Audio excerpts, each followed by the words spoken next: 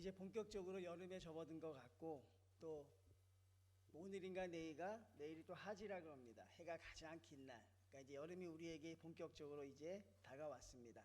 성도님들 건강에 유의하시고, 또 코로나19라는 전대미문의 상황 속에서 또 위생관리도 또 잘해야 하실 줄로 믿습니다. 오늘 같이 나눌 말씀은 출애굽기 14장의 말씀입니다.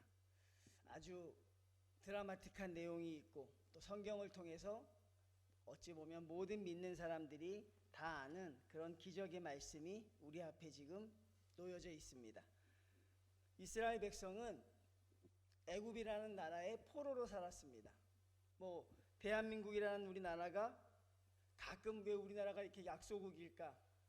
왜 우리나라는 왜 미국이나 중국의 눈치를 봐야 될까? 그런 좀 아쉬운 마음이 있지만 저희 나라는 예전부터 그런 약소국의 나라로 살았던 것 같아요. 그래서 우리나라도 일본이라는 나라의 지배를 한 30여 년 받았지요. 근데 이스라엘도 우리와 똑같습니다. 이스라엘도 우리와 비슷한 게 많은데 남과 북으로 나라가 나뉘었었고, 또 외세의 침략을 많이 받았고, 지금도 이스라엘은 매일 전쟁이잖아요. 무려 그들은 400년간 애굽의 포로로 살게 돼요. 노예로 살게 됩니다. 노예로 살면서 그들이 하는 일이 뭐였냐면 눈만 뜨면 노동을 하는 거예요. 여러분, 노예들이 편하지 않잖아요. 노예들이 아침에 눈을 뜨면 밤 잠자리에 들기까지 벽돌을 굽기도 하고 고된 노역에 시달립니다. 그 아버지의 그 아들의 그 아버지의 그 아들의 400년을 이어왔으니 얼마나 오랜 세월 노예로 살았겠습니까? 하나님이 그들의 기도를 들으셔서 무려 400년이 넘는 세월 기간 만에 그들을 해방시켜 주십니다. 모세라는 위대한 지도자를 통해 10가지 재앙을 통해서 애굽을 벌벌 떨게 하시고, 그 모세의 말에 애굽의 왕 바로가 두 손을 들고 항복합니다. 데려가라. 너희 나라 백성 너희가 데려가라. 그래서 그 숫자가 무려 한 200만 정도가 됐다 그래요. 그 사람이 이제 드디어 애굽에서 나오게 돼요. 근데 이 바로가 자기의 포로들을 보내고 나니 갑자기 아깝다는 생각이 들잖아요. 그렇죠? 아이고, 내가 저것들을 보내고 어떻게 살까? 내 재산, 내 나라에 200만에 넘는 사람들이 빠져나갔으니 그 바로가 갑자기 마음이 바뀌어요. 분명히 자기가 보내줬음에도 불구하고 아까운 거예요. 그래서 자기의 기마병을 동원해서 가서 잡아오라고 이야기합니다. 너무나 쉬운 일이었어요. 왜냐하면 그저 걸어가는 이스라엘 백성을 무장한 자기 나라의 기마병이 잡아오는 것은 얼마나 쉬웠겠어요. 이스라엘 백성은 하나님의 출애굽을 통해서 애굽 땅으로 가다가 드디어 쫓아오는 애굽의 기마병들을 보게 돼요. 너무나 무서워서 벌벌 떨게 되는 상황 속에서 앞으로 열심히 도망가려고 하지만 갈 수도 없습니다. 왜냐하면 앞에 바다가 가로막고 있는 거예요. 그 바다가 우리가 잘 알고 있는 홍해라는 바다입니다. 조금 유식한 말을 쓰면 진퇴양난이라고 할까요? 갈 데가 없습니다. 뒤에서는 애굽 백성이 쫓아오고 앞에서는 거대한 홍해라는 바다가 큰 폭풍 속에 이스라엘 백성 앞에 있고, 이때 이스라엘 백성이 뭐 했을까요? 여러분, 뭐 했을 거라고 생각해요? 아마 기도했을 거예요. 그렇죠? 기도 안 하던 사람도 이때는 기도했을 것입니다. 하나님을 믿지 않는다고 이야기하는 사람도, 하나님이 어디 있냐고 말하는 사람도 아마 이때는 기도했을 거예요. 그렇죠? 성경에 보면 그들이 기도했다고 이야기합니다. 하나님, 우리를 구해 주십시오. 근데 그 기도하면서 자기네가 살아날 수 있다고 생각한 사람은 많지 않았어요. 왜냐하면 거대한 바다가 막고 있으니 앞으로 못 가잖아요. 그렇죠? 그 다음에 뒤에는 애굽 군대가 있으니 이제는 죽거나 사로잡히거나요. 근데 모세가 이렇게 이야기합니다. 너희는 두려워하지 말라. 두려워하지 말라 그럽니다. 이게 참 어려운 거예요. 우리가 어떻게 안 두려워하냐고요. 하나님, 두려워하지 않는 상황을 주시면 두려워하지 않을 텐데 온갖 두려워하는 상황은 다 주시고 계시잖아요. 온갖 두려운 상황은 여기 다 몰아놓고 하나님이 뭐라 그러세요? 두려워하지 말라 그래요. 그러니까 우리가 하나님 믿으면서 참 이게 우리에게 어려움이라고요. 하나님, 나는 지금 두려워 죽겠는데 하나님은 두려워하지 말라고 하십니다. 그리고 뭐라고 이야기합니까? 가만히 있으라 그럽니다. 가만히 서서 여호와께서 오늘날 너희를 위하여 행하시는 구원을 보라. 너희가 오늘 본 애굽 사람을 영원히 다시 보지 못할 것이라. 그 다음에 14절 말씀이 아주 정말 기가 막힌 말씀이 있어요. 여러분 이거는 외우셔도 좋고 여러분이 이걸 가슴에 탁 새기시면 좋습니다. 뭐라 그래요? 여호와께서 너희를 위하여 싸우시리니 너희는 가만히 있을지어다. 내가 너희를 위해 싸워주겠다는 거예요. 그럼 저희가 뭘 할까요? 하나님이 나를 위해 싸워주시니까 우리가 뭘 하면 될까요? 우리 뭐 행주산성처럼 앞치마로 돌이라도 좀 나를까요? 아니면 화살촉을 좀 깎을까요? 아니면 밥을 좀 할까요? 뭐 할까요 우리가? 하나님 뭘 하면 되겠습니까? 내가 하나님이 앞에 싸우시 너무 감사하고 고마우니까 나도 뭐 하겠습니다. 뭘 하면 될까요? 하나님이 뭐라 그래요?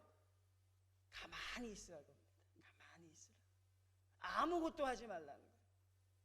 그냥 그 자리에 가만히 서 있으라는 거예요.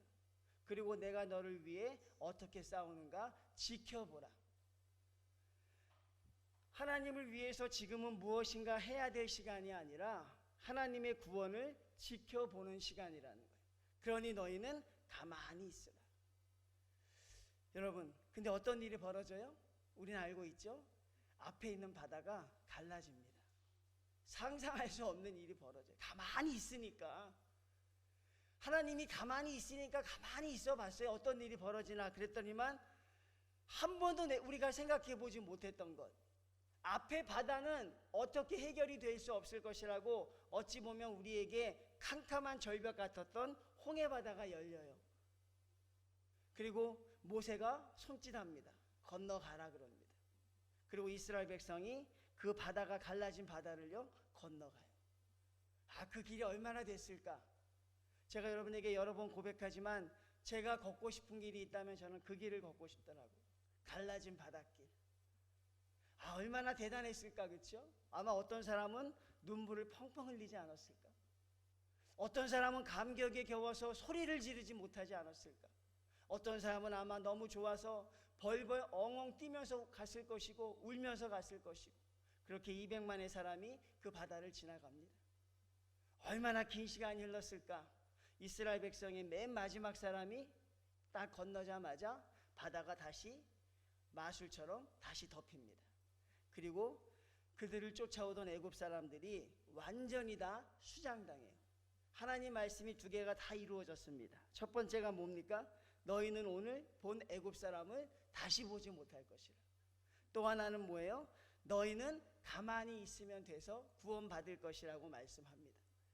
사랑하는 성도님들, 성경에는 이런 기적이 정말 많이 나와요. 저와 여러분이 알고 있는 기적도 참 많지만 성경에는 우리가 들으면 가슴 설렐 만한 기적이 정말 많이 나와요. 저게 말이 될까? 저런 일이 있을까? 대표적인 기적이 어떤 기적이 있을까요? 여리고 성인의 기적이 있어요.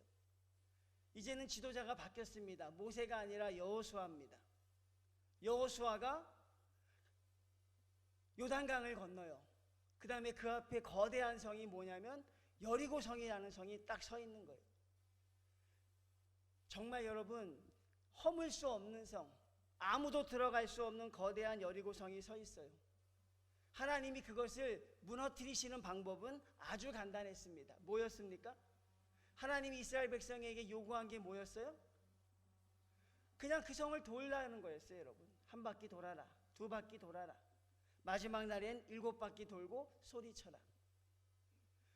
하나님이 시키는 거 그대로 순종하니까 여러분, 마지막 날 7째 되는 날 7바퀴를 돌고 하나님이 뭐라고 했어요? 나팔을 불고 북을 치면서 소리를 지르라. 아마 뭐라고 소리 질렀을까? 무너져라 소리를 지르라고 했을 것 같아요. 근데 여러분, 이스라엘 백성이 그대로 따라 했어요. 따라하면서 창피한 사람도 있을 것이고 아마 많은 조롱을 들었을 거예요. 저것들이 뭐 하는 거야 지금? 전쟁을 해야지 왜 성을 돈대? 근데 마지막에 무너져라 하니까 여리고성이 어떻게 돼요? 무너졌는데 돌 위에 돌 하나도 안 남게 무너졌어요. 이스라엘 백성이 뭐 했어요? 대단한 거 했습니까? 전략을 짰어요? 무기를 만들었어요? 뭐 한 거예요 여러분? 하나님의 말씀에 순종해서 돌기만 하면 됐어요. 돌기만. 자, 여러분, 그런 기적이 얼마나 많아요. 하나만 더 소개하면 물이 포도주가 되는 기적이 나타나요. 예수님의 첫 혼인잔치의 기적이었어요. 뭐 했습니까? 이스라엘 백성들이 거기에서? 그 당시에 있던 사람들이 뭐 했어요? 바쁘게 시장에 간 것도 아니고 그저 예수님 말씀에 순종해서 물을 갖다 주니 포도주가 됐어요. 그러니까 여러분, 저와 여러분이 사는 이 세상이 홍해와 같이 거친 세상입니다. 그렇죠? 저는 그 부분이 참 공감이 돼요. 홍해와 같이 거친 세상이에요. 어찌 보면 자연은 정직하죠. 그렇죠? 거센 파도가 지나고 나면 잔잔해질 것이고 비바람이 몰아치고 나면 해가 뜨는 이 자연 앞의 거대함 속엔 우리가 견딜 수 있지만 우리가 살아가는 인생은 어찌 보면 그 홍해보다 더 거칠고 험하다는 거예요. 그 거대한 홍해 앞에서 지금은 우리가 해야 될 게 뭐냐면 내가 무엇을 할까 고민하는 것이 아니라 하나님의 말씀에 순종할 수 있는 시간을 가지는 게 정말로 중요하다는 거예요. 그러니까 성도에게 있어서 제일 중요한 게 무엇이냐? 내가 무엇인가 해야 된다는 그런 조바심이 아니에요. 하나님의 말씀에 순종할 수 있느냐? 근데 오늘 하나님은 가만히 있으라고 이야기합니다. 왜 가만히 있으라고 할까요?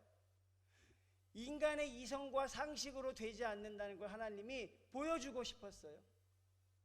여러분, 우리가 머릿속에 지식이 있습니다. 지혜가 있습니다.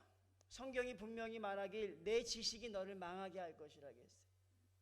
너의 지식과 지혜가 하나님을 바로 보지 못하게 할 것이라고 했어요. 우리의 이 알량한 지식들이 있어요. 여러분, 알량한 삶의 경험들이 있습니다. 근데 이 삶의 경험과 지식이 가끔 하나님의 역사를 나타내는데 제한이 된다는 거예요. 여러분, 바다가 갈라질 거를 누가 생각했겠습니까? 사람은 생각할 수 없는 것 하나님은 하시는 거예요. 여리고성이 그렇게 무너질 거라고 누가 생각했겠어요? 우리 인간은 도저히 할 수 없지만 하나님이 우리에게 명령하시면 순종하면 그게 이루어지는 것이. 나아만 장군도 그렇습니다. 요단강에 7번만 들어갔다 나오면 문둥병이 난다는데 말이 되지 않는 소리 아니에요?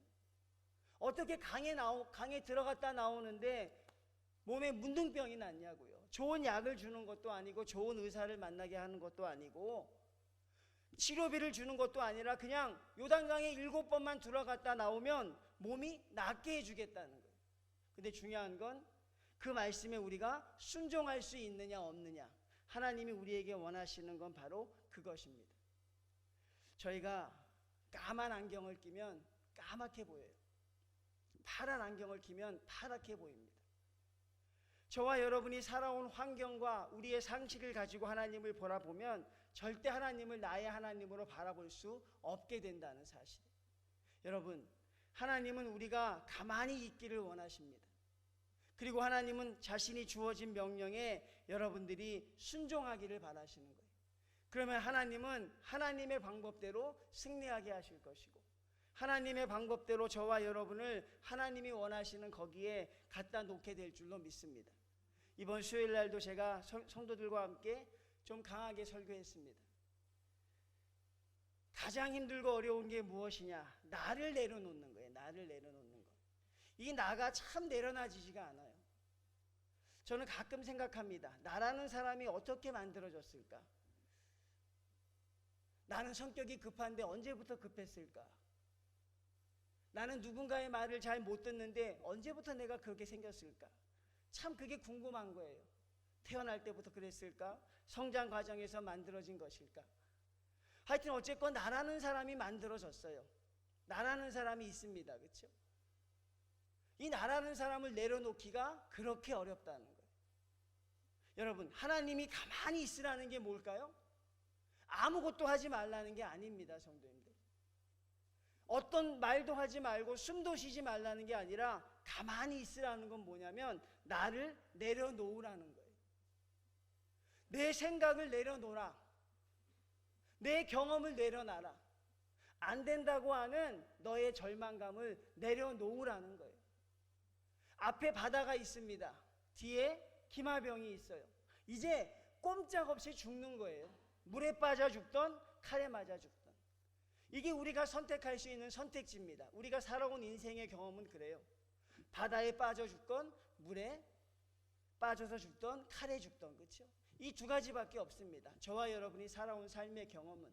근데 하나님은 가만히 계시라고 합니다. 가만히 있으면서 너의 모든 걸 내려놓으라는 거예요.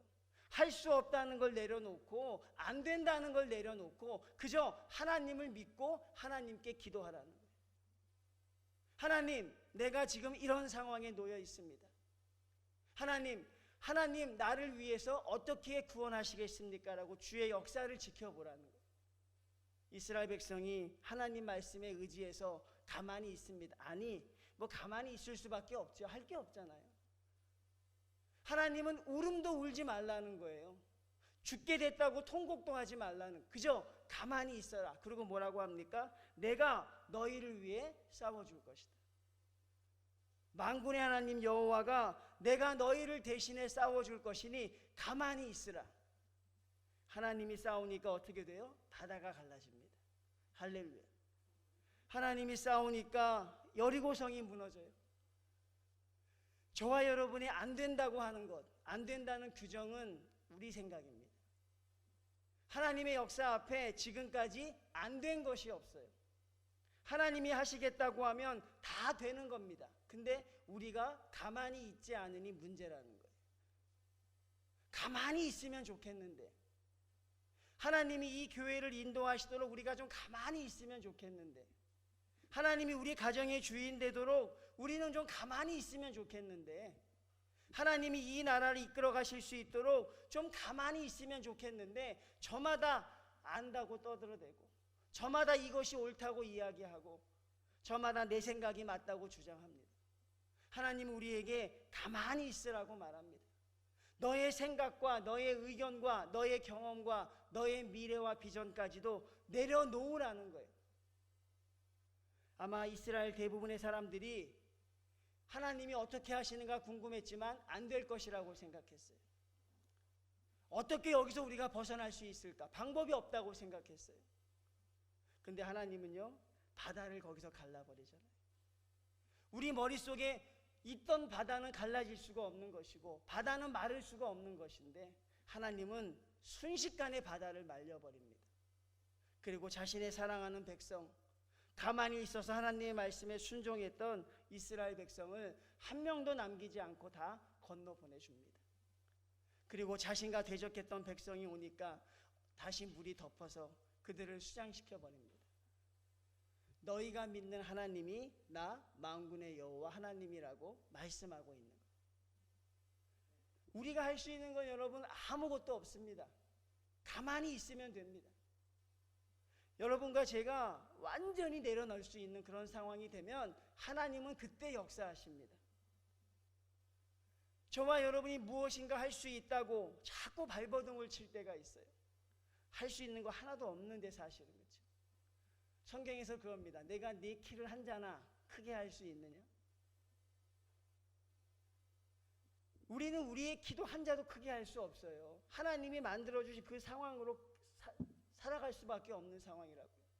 아무것도 할 수 없는데 마치 아무것도 뭐든지 할 수 있다는 착각 속에 빠져버립니다. 나는 아무것도 할 수 없는 존재임에도 불구하고 무엇인가 할 수 있다고 생각해요. 그래서 인간들이 바벨탑도 쌓고 인간들이 하나님을 대적하는 일들을 벌이기 시작합니다. 성도님들, 하나님은 저와 여러분이 가만히 있기를 원하십니다. 그래야 하나님의 소리를 들을 수 있으니까요. 가만히 있어야 하나님을 바라볼 수 있으니까. 저와 여러분의 인생이 앞으로 성공하느냐 실패하느냐, 하나님 안에서 우리가 복된 삶을 사느냐 그렇지 않느냐는 하나님 안에서 우리가 가만히 있는 게 참으로 중요하다는 사실입니다. 세상이 자꾸 우리를 불안하게 합니다. 강남에 가면, 대치동에 가면 학원이 얼마나 많은지 몰라요. 한번 가보시면 정말 학원이 많습니다. 그 많은 학원들을 보면 학생들이 거기 막 벌떼처럼 몰려 들어가요. 근데 거기에 부모들을 인터뷰해 보면 어떤 인터뷰가 많은 줄 아십니까? 아이를 왜 이렇게 학원에 보내십니까? 그들의 의견이 그렇게 대단하지 않아요, 여러분. 남들도 보내니까요. 안 보내면 불안해서요. 옆집에 순이 엄마도 나도 보내야 될 거 아닙니까? 무엇인가 안 하면 불안한 세상을 저희가 살아요. 무엇인가 안 하면. 우리 어르신들도 걷기 운동 같은 거 안 하면 자꾸 건강이 나빠지는 것처럼 불안하게 생각이 돼요. 자격증을 따야 될 것 같고, 그렇죠? 좋은 대학을 나와야 될 것 같고, 사단이 우리를 자꾸 조마심을 갖게 하는 거예요. 하나님의 성전에 들어와서도 평안함이 없어요. 예배만 드리고 가면 아무것도 한 것 같지가 않아요.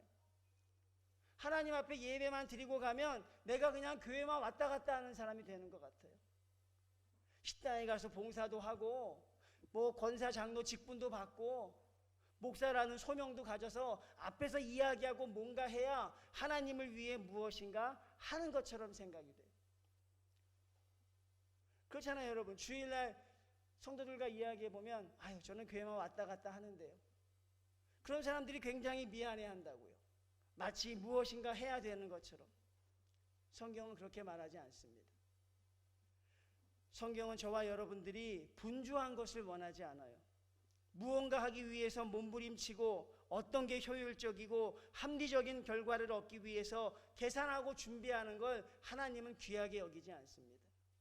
하나님이 정말 귀하게 여기는 건 우리 생각에 말도 되지 않는 소리라고 할지라도 저와 여러분의 짧은 식견에 이것이 될 수 있을까라는 생각을 가져도 순종하는 걸 하나님이 원하시는 거예요.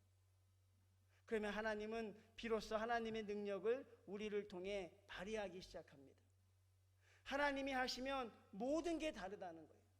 근데 우리는 그걸 모르고 계속해서 머리를 쓰고 계속해서 고민하고 궁금해합니다. 하나님이 하시면 아무것도 아니잖아요. 인간이 200명의 애굽 이스라엘 백성을 구하려면 비행기 몇 대가 떠야 될까요? 생각해 보십시오. 얼마나 많은 군사를 파병해야 될까요? 거기에 드는 돈과 비용이 상상할 수 없을 거예요. 근데 우리 하나님은 단 몇 초 만에 바다를 갈라버리세요. 그리고 해결해 주십니다. 여리고성을 허물려면 얼마나 많은 재정과 자원이 들까요?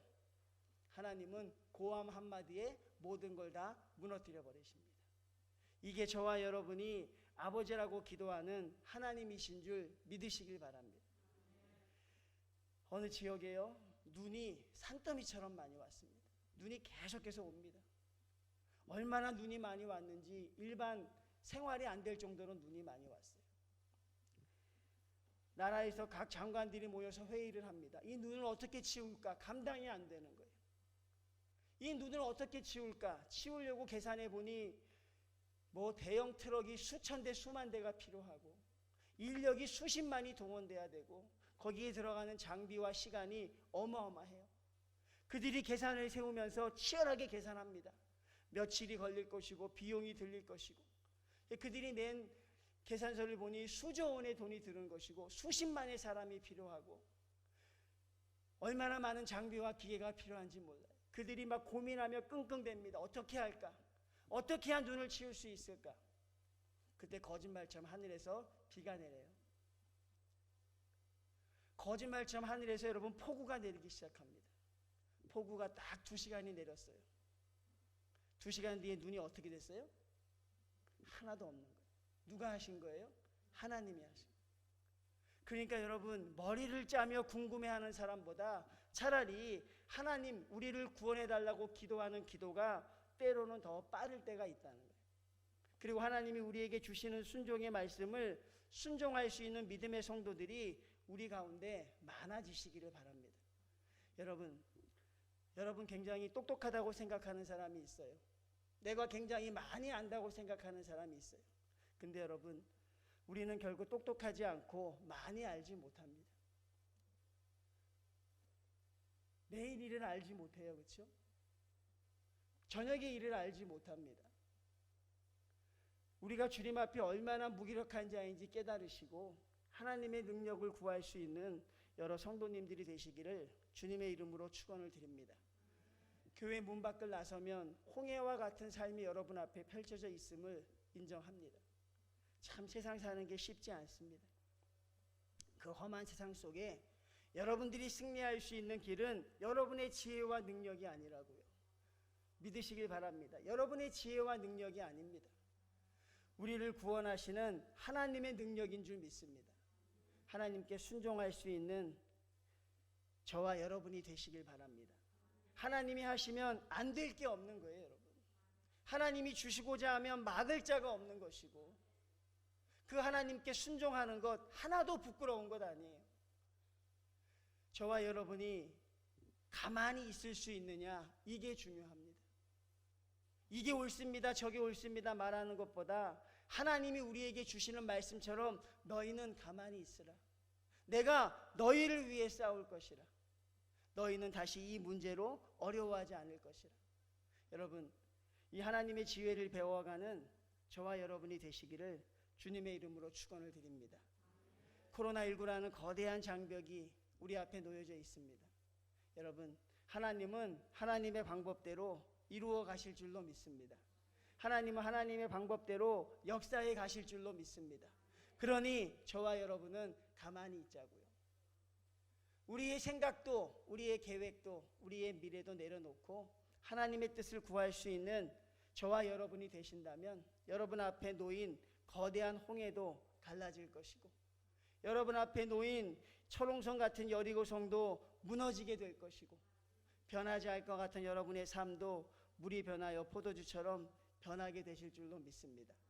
버티지 마십시오. 하나님과 대적하지 마시고 하나님의 말씀에 순종하는 성도들이 꼭 되시기를 바랍니다.